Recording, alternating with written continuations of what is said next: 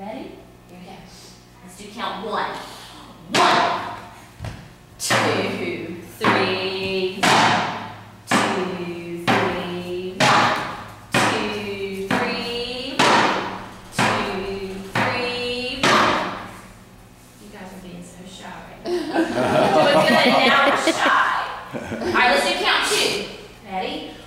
1, 2, 3, 1, 2. There you go, Maddie. 3, 1, 2. 3, 1, 2. 3. Very good. All right, let's travel home. You can sit with me if you want to. You can sit with me. All right, let's travel. Very good. Travel. Unlock the door. Next week, we're going to go to a new place. Does that sound like fun? Yeah.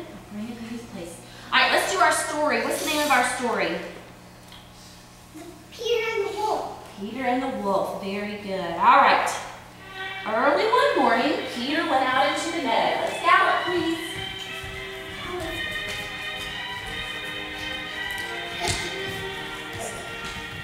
Along came his friend the bird on her tippy toes. All is quiet, said the bird happily. On tippy toes. Because it came on the tippy toes. Little turns, everybody. Little turns in your place. Out of the gate came the duck. Quack, quack, quack. She was glad Peter hadn't closed the gate. She wanted to go for a swim in a nice warm pond. Well, the bird flew down next to the duck and shrugged its shoulders and said, "What kind of a bird are you if you can't fly?" The duck replied, "What kind of a bird are you if you can't swim?" And dove into the pond. Can you dive down? Well, the bird flew along the outside of the pond, arguing with the duck. Peter looked over into the grass and noticed a cat coming out.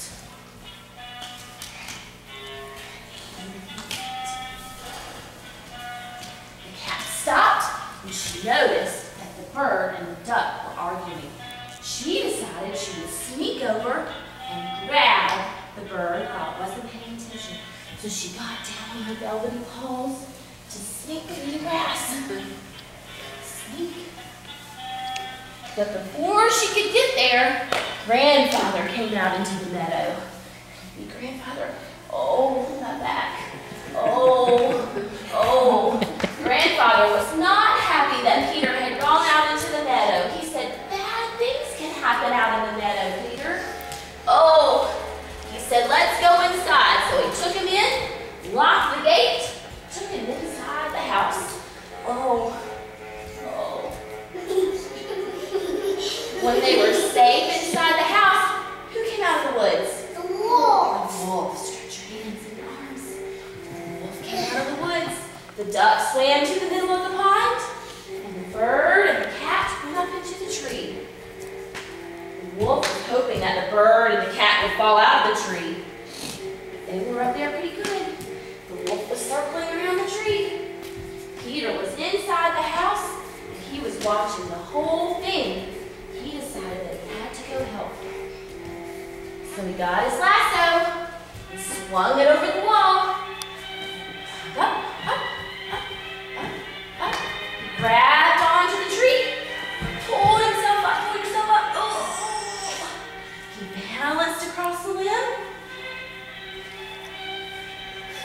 And he told the bird, "Go distract the wolf while I try to catch him with the rope." So the bird flew over the wolf's head, flying on the tippy toes.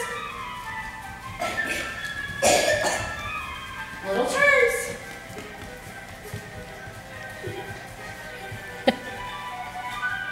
Good. While the wolf was distracted, Peter let down his lasso and pulled him up by the tail.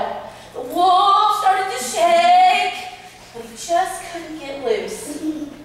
Peter looked over into the woods and he noticed the hunters coming out of the woods, and he heard their rifle shots.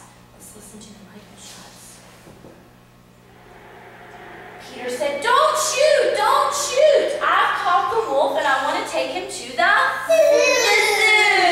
So they galloped to the zoo.